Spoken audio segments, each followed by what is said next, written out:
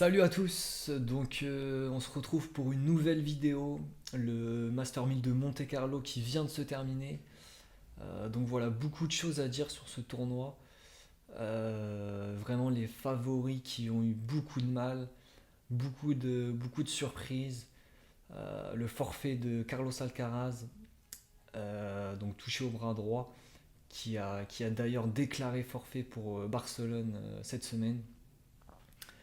Donc voilà, vraiment beaucoup de choses à dire. On perd pas de temps. Tout de suite les surprises dans ce tournoi.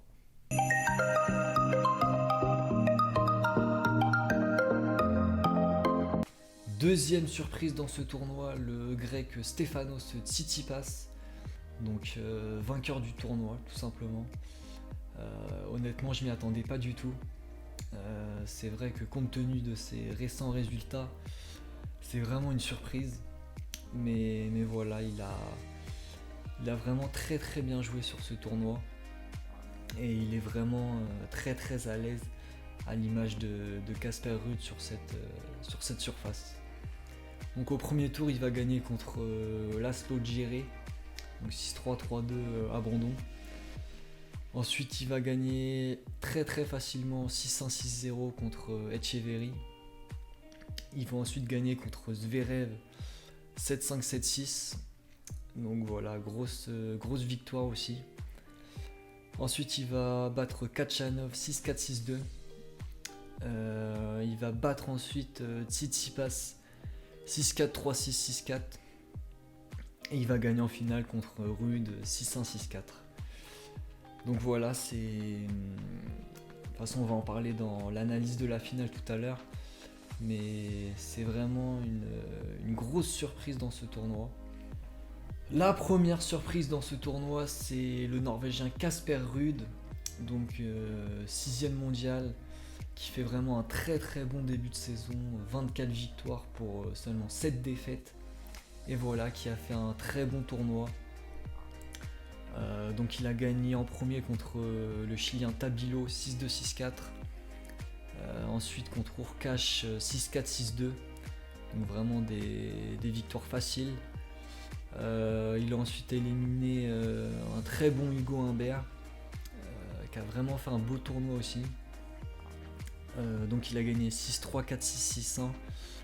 Ensuite il a gagné contre Djokovic, donc très grosse performance quand même. Il a gagné 6-4, 1-6, 6-4. Et il a perdu malheureusement en finale 6-1, 6-4 contre Tsitsipas.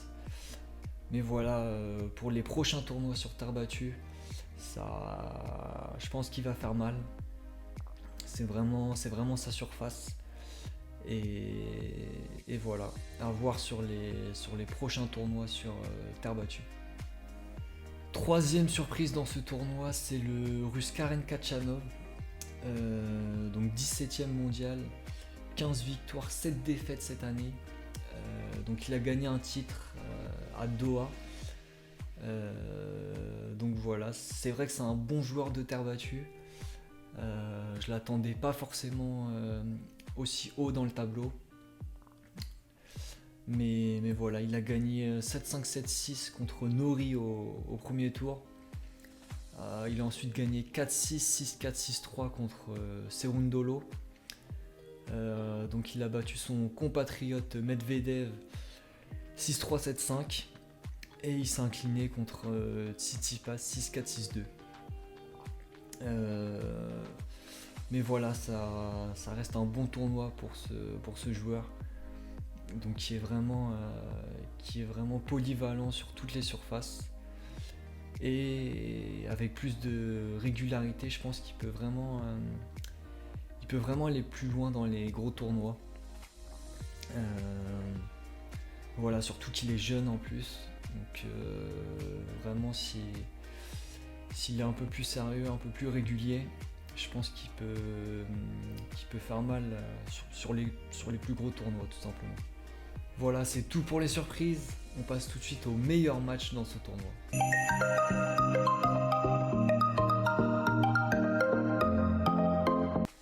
Donc le premier meilleur match pour moi dans ce tournoi, c'est le quart de finale entre Rune et Sinner. voilà, l'Italien qui va gagner le premier set 6-4. Mais c'est à partir du deuxième set à 5-5 que les choses vont s'animer un petit peu. Donc Rune qui va prendre 2 avertissements, 2 warnings. Donc le premier pour dépassement de temps et le deuxième pour conduite antisportive. Donc voilà, après avoir chambré un petit peu le public, il va se prendre un avertissement. Et donc au jeu décisif, Sinner va avoir 2 balles de match à 6-4. Mais un petit peu miraculeusement, le Danois va l'emporter 8 points à 6 et nous offrir un troisième set. Mais dans le troisième, Rune va concéder son service au pire des moments à 4-3, donc sur une double faute en plus. Et Sinner va donc conclure et il va gagner ce troisième set 6 jeux à 3. Donc voilà, vraiment un très beau match entre ces deux jeunes joueurs. Concernant les statistiques, c'est assez équilibré au niveau des coups gagnants, mais Rune a fait beaucoup plus de fautes directes. Donc voilà, ça a joué dans l'issue de ce match. Mais voilà, ça fait partie de mon meilleur match du tournoi, tout simplement. Donc le deuxième meilleur match pour moi dans ce tournoi, c'est la demi-finale entre Djokovic et Casper Ruud. Donc vraiment match très bizarre, très indécis, où les deux joueurs ils ont alterné le bon et le moins bon, mais ils n'ont jamais réussi à bien jouer ensemble au même moment, j'ai l'impression. Donc Ruud va remporter le premier set 6 jeux à 4. Djokovic va ensuite réagir en remportant le deuxième set 6-1. Dans le troisième set, Ruud va mener 4-1, mais Djokovic va revenir à 4-4. Et le Norvégien va finalement breaker au pire des moments à 5-4. Donc sur une double faute de Djokovic. Et voilà, donc il va remporter ce match. Au niveau des statistiques, je pense qu'il y a une erreur. Ouais, donc on va pas s'y référer. Mais voilà, ça fait partie d'un des meilleurs matchs du tournoi pour moi. Et voilà, plus sur le côté suspense que sur le niveau de jeu du match. Le troisième meilleur match pour moi dans ce tournoi, c'est l'autre demi-finale entre Tsitsipas et Sinner.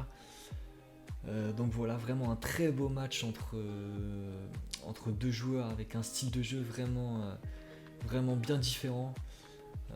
Voilà, Sinner qui joue beaucoup plus à plat, beaucoup plus en rythme, alors que Tsitsipas joue beaucoup plus bombé. Vraiment un jeu plus tactique, plus posé. Donc voilà. Donc dans ce match, beaucoup de choses à dire. D'abord un retournement de situation au troisième set, donc sur une faute arbitrale. Donc Sinner aurait pu mener 4-1 double break. Mais voilà, il y a eu une faute des arbitres. Donc sinon dans ce match, dans le premier set, Sinner va très mal débuter la rencontre. Donc il va se faire breaker. Il va perdre ce premier set 6-4. Réaction de l'Italien dans le deuxième, où il va gagner 6-3. Et donc comme je vous disais dans le troisième set, 3-1 pour Sinner, balle de double break. Et là, Tsitsipas va faire une double faute, mais non annoncée par les arbitres. Et Sinner va décider de continuer à jouer. Et il va perdre ce point, donc perdre une occasion de faire le double break. Mais le service de Tsitsipas était bien doué et même assez largement. Donc voilà, c'est vraiment le tournant du match pour moi. Et ça rend ce match vraiment très passionnant. Donc concernant les statistiques, Donc là c'est pareil, donc je sais plus si je dois m'y référer parce que là ça me semble bizarre. 27 coups gagnants pour les deux et le même nombre de fautes directes. Donc ouais, c'est un peu bizarre. Mais sinon, c'était vraiment un match très équilibré et vraiment très plaisant à voir. Voilà, c'est tout pour les meilleurs matchs dans ce tournoi de Monte-Carlo. On passe tout de suite à l'analyse de la finale.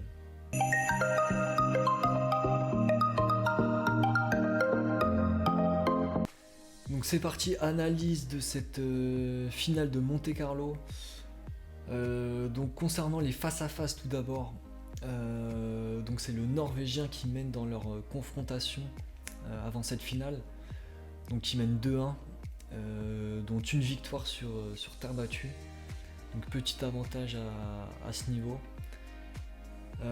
Concernant cette finale, donc vraiment le premier set, vraiment à sens unique, où Ruud va vraiment avoir du mal à rentrer dans la partie tout simplement. Tsitsipas beaucoup plus agressif, beaucoup plus déterminé, vraiment meilleur dans ce premier set. Ensuite dans le deuxième set, Sinner. Ruud va avoir une occasion de faire basculer le match à 3-3 avec une balle de break. Mais voilà, Tsitsipas beaucoup plus solide et à 5-4 il va vraiment mettre la pression sur le Norvégien et Ruud va commettre une faute directe à 30A, une grosse faute directe de revers à 30A qui va lui être fatale. Et voilà, Tsitsipas qui va remporter ce match 6-1, 6-4. Donc voilà, il a vraiment été plus solide, plus déterminé comme je le disais. Et il mérite vraiment cette victoire. Et voilà, ça fait plaisir parce que c'est vraiment un joueur très beau à voir jouer. Voilà, avec un jeu, avec un très très beau jeu. Et surtout ça va lui redonner confiance pour les prochains tournois sur terre battue. Donc voilà, on arrive à la fin de cette vidéo. Donc encore un beau tournoi de Monte-Carlo, avec un vainqueur inattendu, le grec Stefanos Tsitsipas. Donc de plus en plus de concurrence sur le circuit, donc ça fait vraiment plaisir à voir et ça promet surtout pour les prochains tournois. Sinon, petite annonce, une vidéo un peu différente va sortir dans les prochaines semaines. Je vous en dis pas plus, restez bien à l'affût. Donc voilà, on se retrouve dans 2 semaines pour le prochain Master 1000 de la saison sur terre battue à Madrid. Donc d'ici là, il y aura Barcelone. Mais voilà, on se donne rendez-vous dans 2 semaines pour la prochaine vidéo.